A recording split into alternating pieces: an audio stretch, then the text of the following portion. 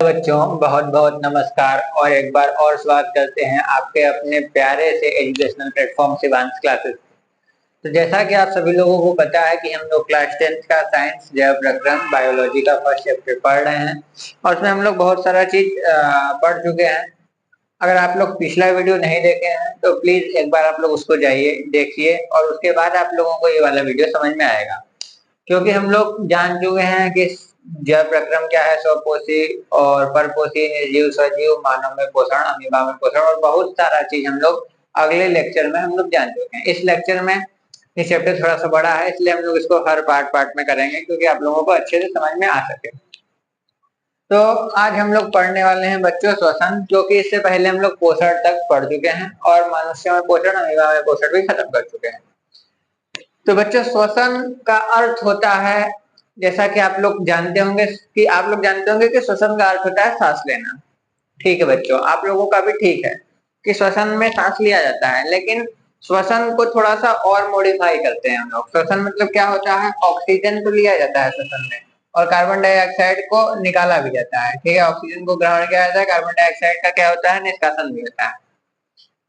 लेकिन उसके साथ साथ क्या होता है बच्चों की ऑक्सीजन की उपस्थिति में, किसके उपस्थिति में, ऑक्सीजन की उपस्थिति में जब भोजन टूट जाता है, ऑक्सीजन की उपस्थिति में भोजन का टूटना ही श्वसन कहलाता है। और जब ऑक्सीजन की उपस्थिति में भोजन टूटता है तो उसके साथ साथ हम लोग को क्या मिलता है, ऊर्जा। आप लोगों को पता होगा कि किसी भी काम को करने के लिए हम लोग को ऊर्जा या फिर एनर्जी का रिक्वायरमेंट होता है, और वो एनर्जी हम लोग को कहाँ से मिलती है बच्चों, वो एनर्जी हम लोग को भोजन के उपरांत प्राप्त होता है। क्यों? क्योंकि जब हम लोग जो भोजन किए रहते हैं वो भोजन जब पच जाता है और उसी पचे हुए भोजन को जब ऑक्सीजन की उपस्थिति में जब पचे हुए भोजन का जब विखंडित होता है, विखंडन होता है, फिर टूटता है, तो वही प्रक्रिया क्या कहलाती है बच्चों, श्वसन। और श्वसन प्रक्रिया के दौरान ही हम सभी जीवधारियों को जो है क्या मिलता है, ऊर्जा मिलता है, और जिसका उपयोग हम लोग अपने दैनिक जीवन में कर सकते हैं। जैसा कि एग्जाम्पल से आप लोग समझ सकते हैं, अगर हम लोग मन से तभी पढ़ेंगे या फिर मैं मन से तभी पढ़ा पाऊंगा जब मेरे अंदर ऊर्जा होगी। बिना ऊर्जा के ना मैं अच्छा से पढ़ा सकता हूँ, ना आप पढ़ सकते हो, ना आप खेल सकते हो, ना दौड़ सकते हो। कोई भी काम को करने के लिए आपको ऊर्जा का आवश्यकता होता है, और ऊर्जा हम लोग को पृथ्वी पर दो चीजों से मिलता है। आपको भी पता है, मुझको भी पता है, वनस्पति से और जीव जंतु से। ठीक, तो वो जो भोजन करते हैं हम लोग, और भोजन जाकर पहले हम लोग पोषण में पढ़ चुके हैं कि भोजन का पाचन होता है, और वो जो पचा हुआ भोजन है ना, जब ऑक्सीजन की उपस्थिति वहां पर पाएगा तो वो क्या होगा, टूटने लगेगा, और जब वो टूटेगा तो उसके साथ साथ ऊर्जा का भी निर्माण हो जाएगा। वो प्रक्रिया क्या कहलाती है बच्चों, श्वसन कहलाती है। श्वसन क्रिया क्या है, यही श्वसन क्रिया है कि जब हम लोग ऑक्सीजन को अंदर लेते हैं तो ऑक्सीजन अंदर जाता है, और अंदर जाकर वहां पर क्या करता है, वहां पर ग्लूकोज का जो है वो निर्माण कर देता है एनर्जी के रूप में, भोजन को जब भी तोड़ेगा। तो वही प्रक्रिया क्या है, श्वसन कहलाती है। सांस लेना क्या है बच्चों, श्वासोश्वास या सांस लेना लगभग लगभग समान ही है। जैसे कि श्वासोश्वास क्या है, कार्बन डाइऑक्साइड गैस का बाहर निकलना और ऑक्सीजन का अंदर जाना, ये प्रक्रिया क्या कहलाती है बच्चों, श्वासोश्वास कहलाती है, या फिर इस प्रक्रिया को हम लोग सांस लेना के नाम से भी जान सकते हैं। जैसा कि निःश्वसन और निःश्वसन दो चीज होता है। निःश्वसन क्या होता है बच्चों, जब हम लोग ऑक्सीजन गैस को अपने नाक से या फिर अपने मुंह की सहायता से हम लोग उसको ऑक्सीजन गैस को अपने शरीर के अंदर लेते हैं, तो वह प्रक्रिया क्या कहलाती है बच्चों, वह प्रक्रिया हम लोग में कहलाती है निःश्वसन। और निःश्वसन क्या है बच्चों, निःश्वसन और निःश्वसन में अंतर है। निःश्वसन क्या है बच्चों, निःश्वसन में कार्बन डाइऑक्साइड गैस का बाहर निष्कासन होता है। क्या होता है, कार्बन डाइऑक्साइड गैस का बाहर निष्कासन होता है। जैसा कि आप लोगों को पता होगा, अब आप लोग सोच रहे होंगे कि कार्बन डाइऑक्साइड गैस का निर्माण कैसे हो गया। तो बच्चों वो हम लोग जानेंगे कि जो मतलब श्वसन स्थल, जो श्वसन क्रिया में ऑक्सीजन की उपस्थिति में और ऑक्सीजन की अनुपस्थिति में जो श्वसन होता है उसमें किस किस चीज का निर्माण होता है, अभी हम लोग अगला स्टेप वही पढ़ने वाले हैं इसके बाद। तो उसमें हम लोग थोड़ा सा समझ जाएंगे, नहीं तो आप लोग अभी भी देख सकते हो, ये वाला थोड़ा सा हम लोग इधर ही ले लेते हैं।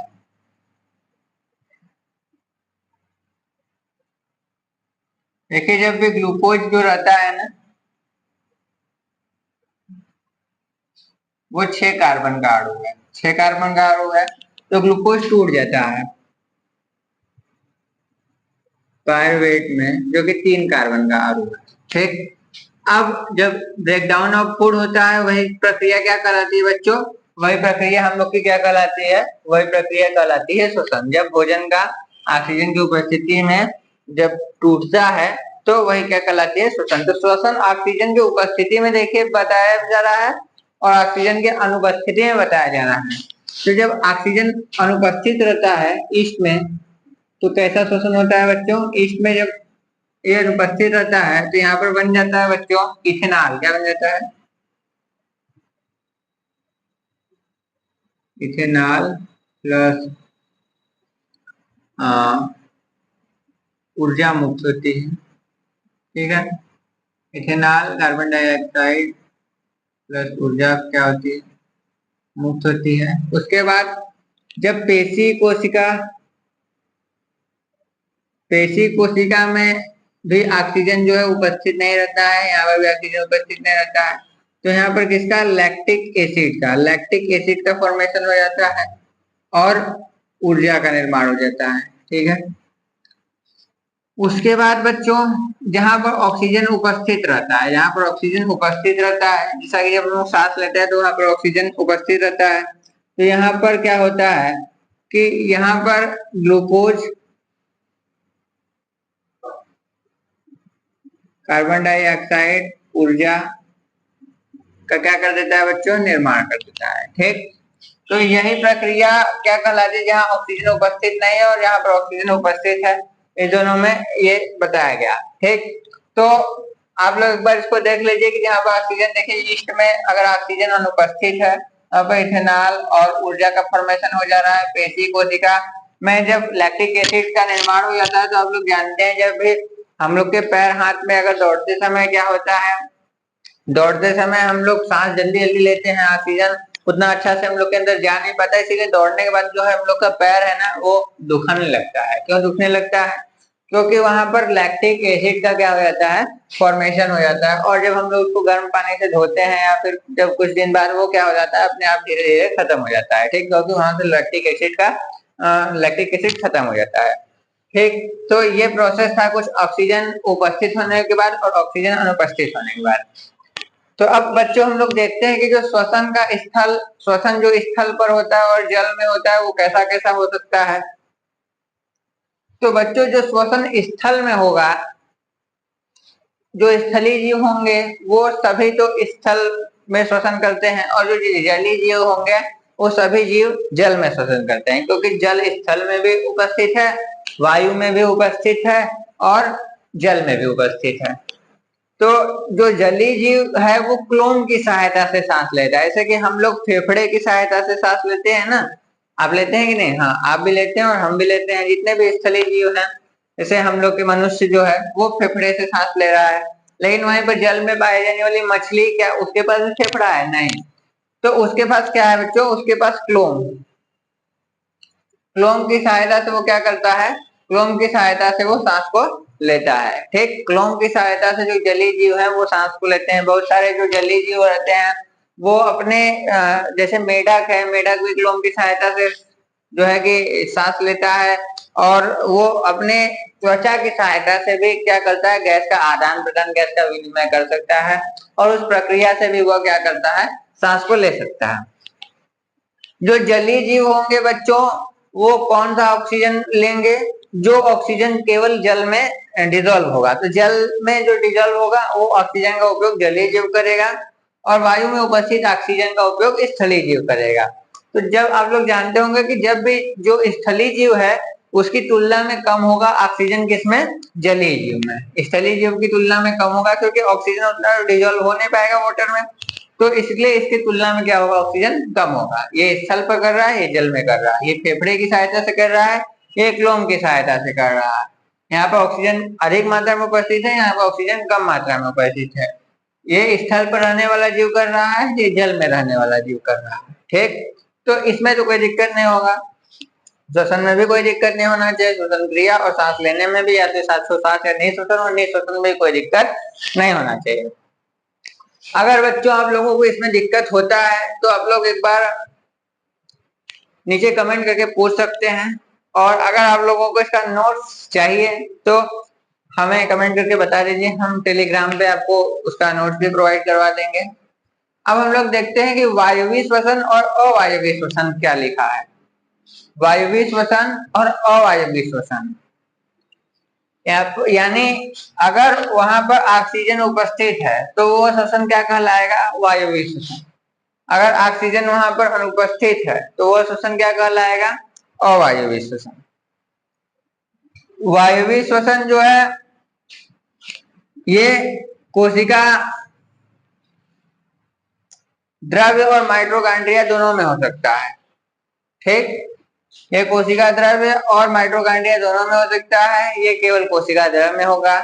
यहाँ पर जो ऊर्जा का निर्माण होगा ना बच्चों, ये लगभग 36 एटीपी ऊर्जा का निर्माण हो जाता है। यहाँ पर केवल 2 एटीपी ऊर्जा का निर्माण होता है, यानी वायवीय श्वसन में बच्चों अधिक मात्रा में ऊर्जा निकलती है, इसमें कम मात्रा में ऊर्जा निकलती है। यहाँ पर वायवीय श्वसन में जो होता है वो बच्चों वो भोजन का अच्छे से क्या होता है, भोजन का पूर्ण उपचयन होता है, लेकिन यहाँ पर भोजन का पूर्ण उपचयन नहीं होता। यहाँ पर लैक्टिक एसिड, इथेनॉल और ऊर्जा मिलती है, जबकि यहाँ पर कार्बन डाइऑक्साइड गैस और ऊर्जा मिलती है। ठीक,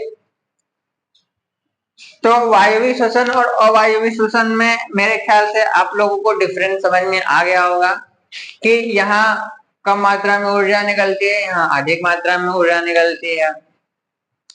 ये कोशिका के अंदर होता है, ये कोशिका द्रव्य और माइटोकॉन्ड्रिया में होता है, और ये केवल कोशिका द्रव्य में होता है।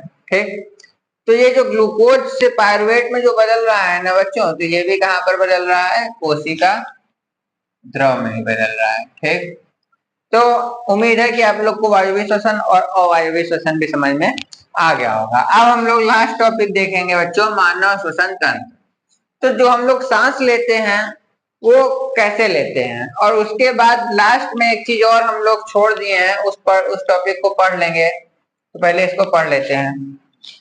जो मानव है वो सांस कैसे लेता है बच्चों, तो आप भी सांस कैसे लेते हैं? सांस जो है हम लोग ये नासा द्वार से होते हुए वायु अंदर जाती है, और ग्रसनी से होते हुए, ग्रासिका से होते हुए, श्वास नली से होते हुए, और श्वासनिकाओं से होते हुए, कूपिका से होते हुए, फेफड़ों से होते हुए, रक्त नली से होते हुए, रक्त से होते हुए कोशिका और ऊतकों तक उस ऑक्सीजन को पहुंचा दिया जाता है। कोशिका और ऊतकों तक क्या किया जाता है? ऑक्सीजन को पहुंचा दिया जाता है। जैसे हम लोग पहले ऑक्सीजन को ग्रहण किए, जब ऑक्सीजन को ग्रहण किए तो बाहर से ले रहे हैं, तो नासा द्वार से होते हुए, नाक से होते हुए, ग्रसनी से होते हुए, कंठ से होते हुए, तब वो श्वास नली में प्रवेश करती है। श्वास नली ऐसे मान लीजिए ये कुछ ये गला है, और गले से यहाँ तो श्वास नली नीचे गई, श्वास नली से फिर पाइप ये 2 भाग में बढ़ गया। ठीक, अब ये 2 भाग में ये मान लीजिए लंग्स में चला गया। ठीक है, अब जो इसमें से शाखाएं निकली होंगी, इसमें से भी बहुत सारी शाखाएं निकली जाती हैं, और यहाँ पर भी कुछ फूला फूला ऐसा संरचना पाया जाता है।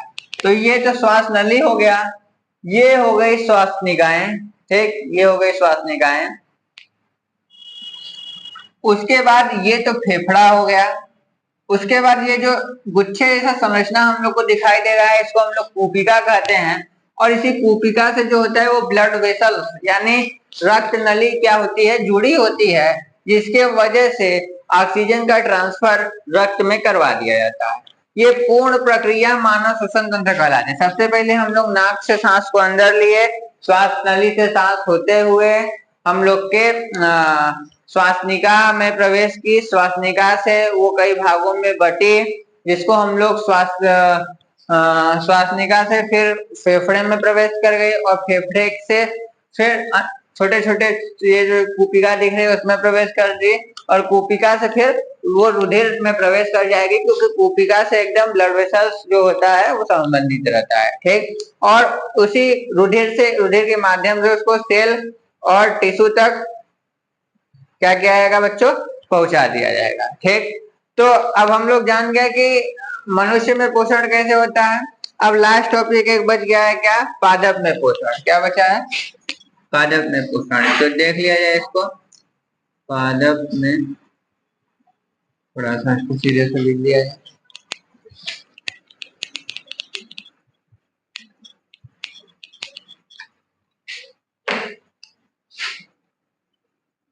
पादप में पोषण। ठीक, तो बच्चों हम लोग इतने विकसित आदमी हैं कि जो है कि हम लोग अपना श्वसन तंत्र से सांस लेते हैं, लेकिन पादप जो है उतना विकसित नहीं है। आप लोग जानते होंगे कि हम लोग में जो नियमित ग्रोथ होता है, पौधों में अनियमित ग्रोथ होता है। हम लोग गमन कर सकते हैं, पादप गमन नहीं कर सकते। तो हम लोग के हर चीज में अंतर है। तो सांस लेने के तरीके, अरे पोषण लिख दिए, पादप में श्वसन, सॉरी बच्चों, पादप में श्वसन कैसे होता है? तो पादप में श्वसन रंध्रों की सहायता से होता है। रंध्र की सहायता से होता है। रंध्र क्या होता है बच्चों? रंध्र मतलब होता है छोटे छोटे